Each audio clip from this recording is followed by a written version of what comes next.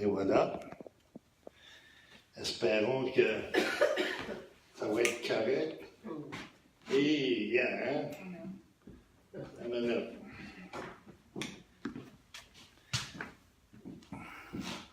Vous savez, cette semaine, nous, les prédicateurs, quand on amène la parole, je pense que ça va être correct il faut.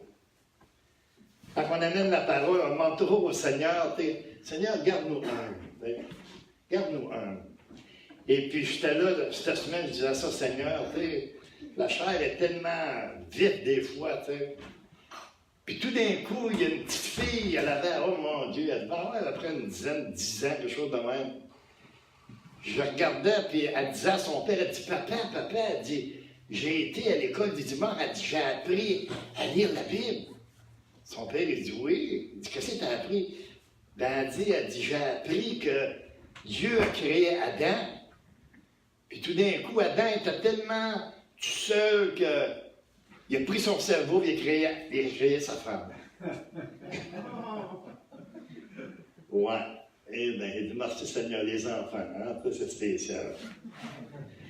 Donc, le Seigneur a ses manières à lui, il a démontré que des fois, on n'a pas grand-chose à côté de lui. Fait que le titre du message s'intitule « Comprendre les temps dans lesquels nous sommes ». Et j'aimerais qu'on tournerait dans l'Ancien Testament. Je pense qu'il faut, tu l'as-tu à l'écran? Ah, et voilà.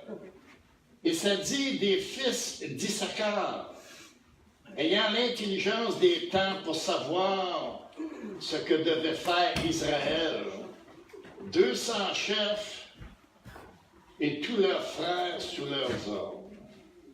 Amen. Penchons nos têtes. Seigneur, on veut te dire merci pour ta parole, Seigneur.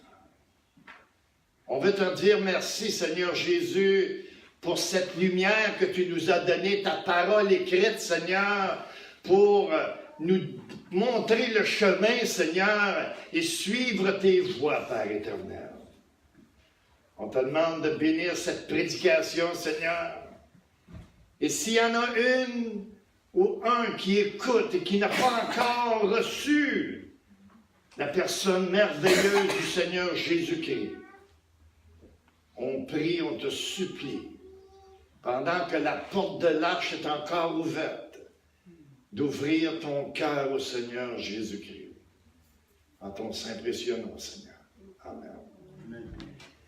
Vous savez, concernant Issachar, on ne sait pas tellement grand-chose de ce bonhomme-là. La seule chose que l'on sait, c'est que c'est un des fils de Jacob, à travers son épouse, Léa. Son nom veut dire « il y a une récompense ». Mais lorsque Jacob, dans Genèse 49, va déléguer à ses fils chacun une bénédiction, quand il est arrivé à Issachar, il le décrit comme un homme robuste et combattant. On voit ces caractéristiques-là, frères et sœurs, dans les fils d'Issachar. Et eux étaient au nombre de 87 000 soldats prêts à combattre sous la garde de 200 généraux. Et ils avaient reçu cette sagesse particulière de connaître les temps dans lesquels ils étaient. Ils avaient entendu le fait que Dieu avait rejeté Saül comme roi d'Israël.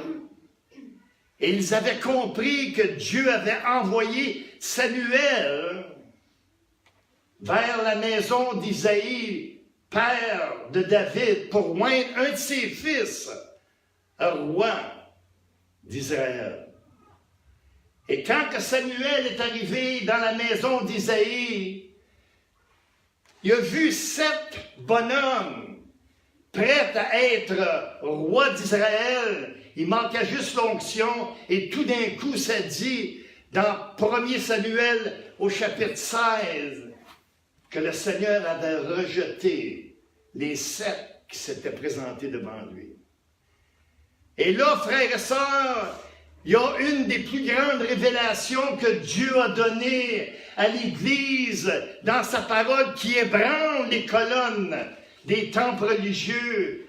Ça dit que le Seigneur a dit, l'homme regarde à ce qui frappe les yeux, mais l'Éternel regarde au cœur. L'homme regarde ce qui frappe les yeux. On voit ça dans les couples des fois. Quand la madame arrive, oh, ça frappe les yeux, je l'aime. Mais à un moment donné, le cœur est dévoilé. Et là, c'est un autre paire de manches. L'homme regarde ce qui frappe les yeux, mais l'Éternel regarde au cœur. Comment qui est votre cœur ce matin? Est-ce que le Seigneur Jésus-Christ est le roi de votre cœur? Est-ce que tu as fait de Jésus le Seigneur de ton cœur? Non seulement tu l'as fait le sauveur de ton âme, mais il est aussi le Seigneur de ton cœur. Bonne question. Comment est le cœur ce matin? Quand on regarde les fils d'Issachar, on voit que Dieu avait donné une faveur spéciale à cette tribu-là. Ils avaient reçu une portion centrale en Israël qui était extrêmement riche et il y avait des fleuves qui coulaient et ainsi de suite. Parce que c'était des combattants, des guerriers. Et ce que Dieu demande aujourd'hui dans l'Église du Seigneur Jésus-Christ, c'est que nous soyons des guerriers, des guerrières spirituelles, de combattre avec la parole de Dieu, de combattre dans la prière pour ceux qui en ont besoin. Parce que les temps sont difficiles, frères et sœurs. Ça dit qu'Israël avait faveur avec Dieu. Mais nous, frères et sœurs, l'Église du Seigneur Jésus-Christ, nous avons faveur avec Dieu.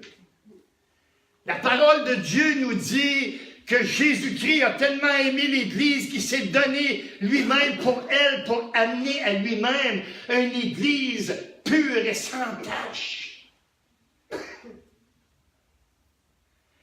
On n'est peut-être pas les plus beaux aux yeux du monde, mais on est les plus forts à cause de Jésus-Christ.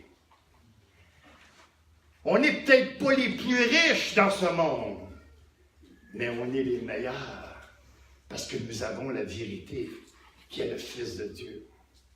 On n'est peut-être pas habillés avec des habits somptueux, frères et sœurs, ou des robes pour les madames, que les grands de ce monde se promènent avec la mode nouvelle.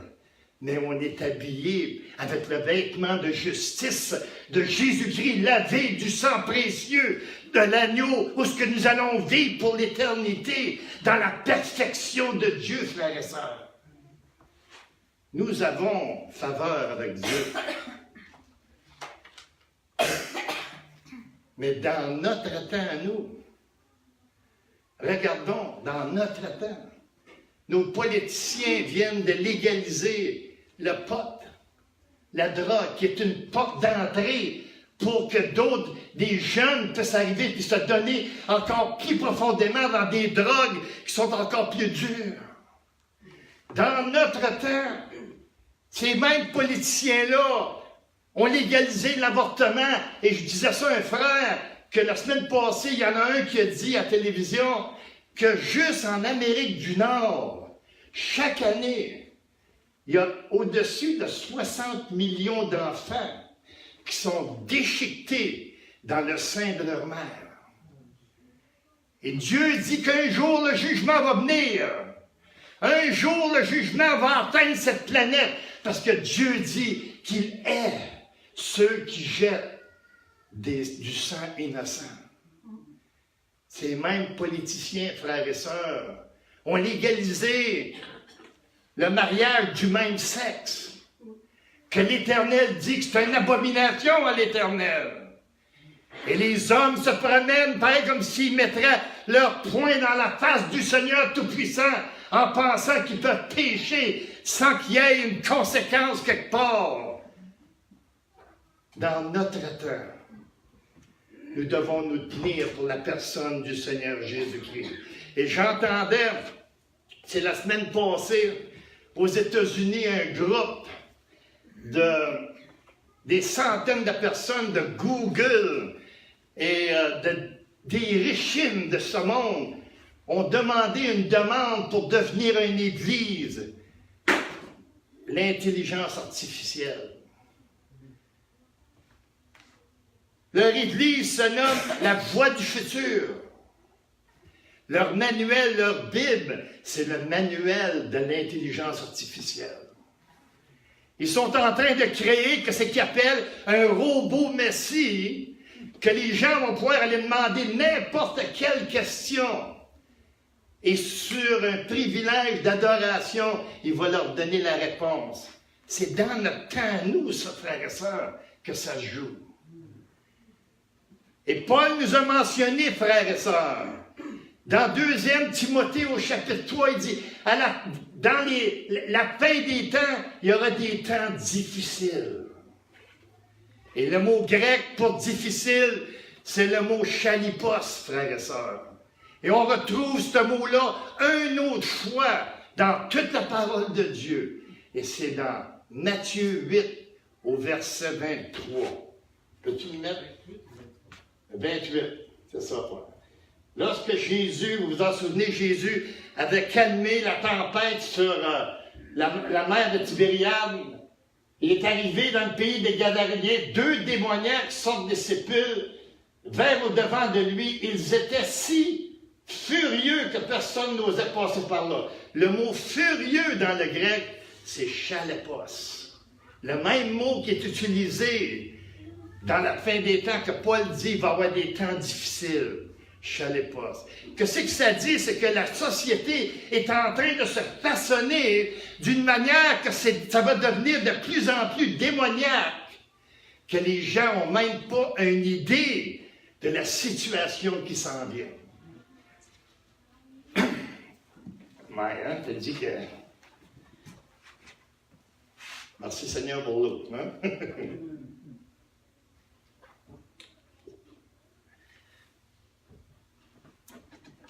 La seule chose qui empêche cette société de devenir de plus en plus démoniaque, c'est parce que l'Église, on est ici et le Saint-Esprit est dans chacun de nous qui avons accepté le Seigneur Jésus-Christ.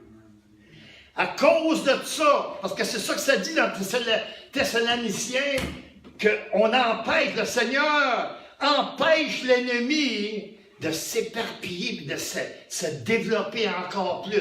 Mais lorsque le dernier de l'Église, la dernière de l'Église ouvre son cœur au Seigneur Jésus-Christ, frères et sœurs, il va commencer à se passer quelque chose sur cette planète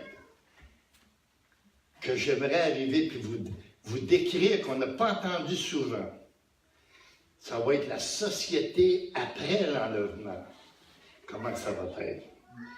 Et j'aimerais qu'on tourne dans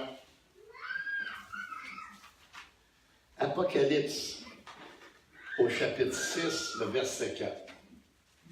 Ici, après l'enlèvement, parce que les gens, ils ont le droit de ne pas vouloir accepter le Seigneur Jésus-Christ.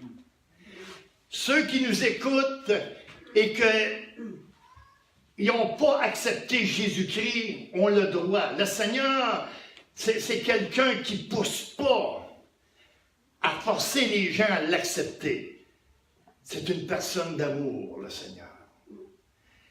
Mais la chose qu'il y a, c'est qu'il faut que les gens comprennent que le choix qu'ils vont faire va avoir des énormes conséquences dans leur propre vie et pour l'éternité.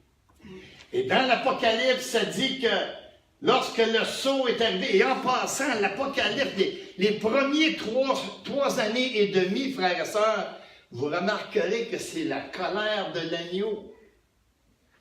Et la dernière partie, c'est la colère de l'Éternel. Il y a une différence, ça va de progression en progression, ça va de 7 sceaux, 7 bols et 7 trompettes. Et à ma mémoire, quand j'ai été Écosse, ça faisait 21 ça. 21 jugements qui vont se succéder sur cette planète, d'aller de plus grave en plus grave, jusqu'à un moment donné où ce que le Seigneur dit que si, pour les élus, Juifs qui vont être sur la terre, ils vont venir dans ce moment-là, sinon il ne restera plus rien sur la terre. Ça va être complètement démoli totalement. Et ça dit ici,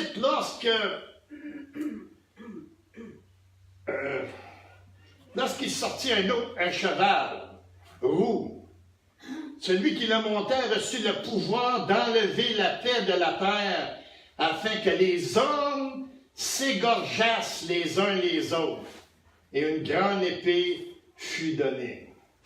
Ici, portez votre attention sur le mot « s'égorgeassent ».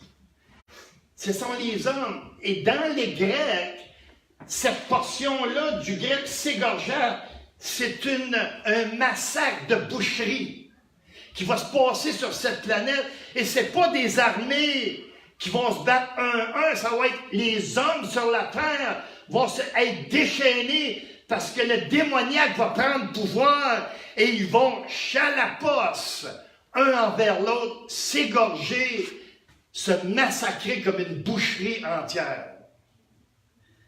On revoit le même mot, chazo, que là, dans le verset 9, où ce que ceux qui ont manqué le bateau avant l'enlèvement, qui vont arriver et puis qui vont être obligés, ils vont accepter le Seigneur, mais il va falloir qu'ils donnent leur vie pour être sauvés. Ça dit aussi au verset 9, je ne sais pas si tu l'as vu, info, verset 9. Au verset 9, ça dit que quand il a ouvert le 5e sceau, il a vu sous l'autel les âmes de ceux qui avaient été immolés à cause de la parole de Dieu, à cause du témoignage qu'ils avaient rendu. Le mot « immolé » d'être là, c'est le même mot, « chazo », un massacre de boucherie. Imaginez, si tu refuses le Seigneur Jésus, et tu as le choix de le faire, surtout ceux qui nous regardent via Internet, vous avez le choix. Je sais qu'il y en a, c'est des motards qui nous regardent. Il y en a, c'est des athées, ils disent qu'ils sont athées. Il y en a de toutes les sortes qui nous écoutent, qui risent de nous parce que nous sommes au Seigneur Jésus-Christ. Les conséquences sont là et ça va se produire parce que c'est écrit dans la parole de Dieu. Mais nous, frères et sœurs, nous, l'Église du Seigneur Jésus-Christ, nous avons la certitude de la plus grande protection qu'il n'y a pas décrite dans la parole de Dieu. Non seulement le Seigneur est notre bouclier, le Seigneur est notre cuirasse, le Seigneur est celui qui nous protège, qui nous garde et qui nous aime d'un amour éternel, mais c'est celui aussi qui nous entoure. Regardez dans Job au chapitre 1. Job au chapitre 1.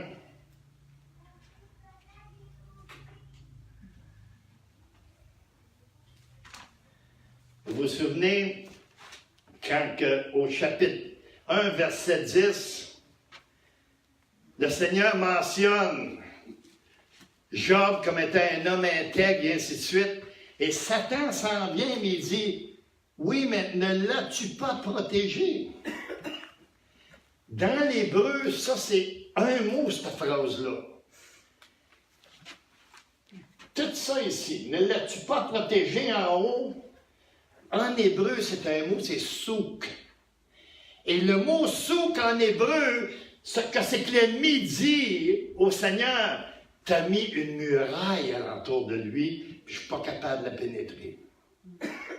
Le monde naturel ne voit pas cette muraille que nous avons alentour de chacun de nous, frères et sœurs. Mais le monde spirituel la voit, eux autres. Eux, ils savent dans le monde spirituel qui nous sommes, comment nous sommes protégés et qui n'auront jamais l'audace de venir attaquer un enfant de Dieu. Seul Dieu peut faire une petite craque, peut-être parce que notre foi a besoin de grandir de quelque manière pour permettre à l'ennemi d'arriver et puis de s'infiltrer. Il y a un passage dans l'Ancien Testament qui est écrit, il est décrit 3 fois. Et quand une portion d'écriture est mentionnée 3 fois dans la parole de Dieu, je pense que le Seigneur, il veut qu'on y porte attention. Parce que si on n'y porte pas attention, on peut manquer des bénédictions énormes. Et celle-là, elle est mentionnée dans 2e Chronique, dans Isaïe 36 et dans 2e Roi 18. Ça se trouve à être lorsque Sanchérib est arrivé à la muraille de Jérusalem. Sanchérib est arrivé à la muraille de Jérusalem pour essayer de faire tomber la ville de Jérusalem. Frères et sœurs, vous et moi, on est en nous-mêmes une Jérusalem. Parce que dans l'Apocalypse, à la fin, il décrit l'Église, il dit, viens, on va te montrer l'Église, la nouvelle Jérusalem. Et là, il décrit la beauté de cette merveille qui est la nouvelle Jérusalem, et il l'applique à nous autres.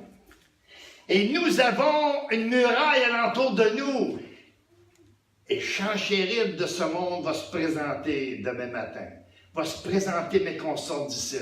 Il va se présenter à travers des tentations. Il va se présenter à travers des billes que tu as de la misère à arriver et à payer. Il va se présenter à travers des situations à l'ouvrage que tu pensais que c'était pour arriver bien, et ça n'arrivera pas. Et à un moment donné, tu fais face à l'ennemi, et l'ennemi est à la muraille de ta vie. Et cette situation-là, décrite dans la parole de Dieu, nous démontre comment qu'Ézéchias est arrivé, puis il a réussi à faire victoire au peuple de Jérusalem. Ça décrit que, à un moment donné, Sanchérib prononce des paroles contre les personnes. Première étape. Deuxième étape, il attaque l'intégrité d'Ézéchias. Troisième étape, il attaque l'intégrité de l'Éternel des armées. Quand Dieu te donne une parole pour toi là-dedans, quand Dieu dit, bénis l'inquiétude, bénis la peur, ces complots qui ont fait contre toi, ça sera sans effet. Et que l'ennemi est là à ta muraille, et toi tu prends cette parole et tu attaques l'ennemi avec ça. Si l'ennemi arrive et il dit, c'est pas vrai, crée pas ton Dieu. Là, le Sanchérib de ce monde est en danger, frères et sœurs. Et c'est exactement ce qui est arrivé dans la situation. Et ça dit qu'un ange est descendu. Et du camp de l'ennemi, il a tué 185 000 soldats. Et savez-vous comment il a fait? C'est pas écrit dans la parole, hein? Mais je vais vous le dire parce qu'il y a un archéologue juif du nom d'Emmanuel Velikovsky. J'ai son livre chez moi.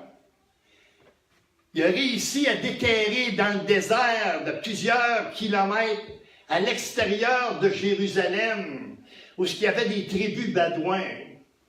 Et quand il a déterré, il a trouvé des tablettes écrites qui a dit que exactement la journée même que Sanchérib était à la porte de Jérusalem, il dit qu'une comète s'est approchée de la terre. Et tout d'un coup, la queue de la comète a frappé exactement où ce qui était le camp des Assyriens, et il a déversé sur la terre du naphté, qu'il appelle. Nous, on appelle ça du naphta. Et ceux qui sont plus vieux un peu savent que le naphta, dans le temps, ils servaient de ça pour se chauffer, des affaires de même. Ça coupe l'oxygène, ça, quand ça tombe. Et ça dit, il y a une traduction hébraïque, que quand Sanchérib est retourné dans son pays avant qu'il meure, il est retourné confus, que ça dit, mais il y a une classe que ça dit, une traduction qui dit, il est retourné brûlé à son pays. Frères et sœurs, nous sommes des enfants plus protégés. Nous sommes des enfants où ce que Dieu nous aime tellement d'un amour profond, que cet amour, il veut la produire en nous, il veut changer notre caractère. Et il y a un monsieur du nom de D.L. Moody, qui est un étudiant du grec, qui a bien défini l'amour de Dieu. Écoutez bien ça, il dit, l'amour, c'est la joie exaltée. L'amour, c'est la paix en repos. L'amour, c'est la patience qui endure. L'amour, c'est la bonté dans la société. L'amour, c'est la bienveillance en action.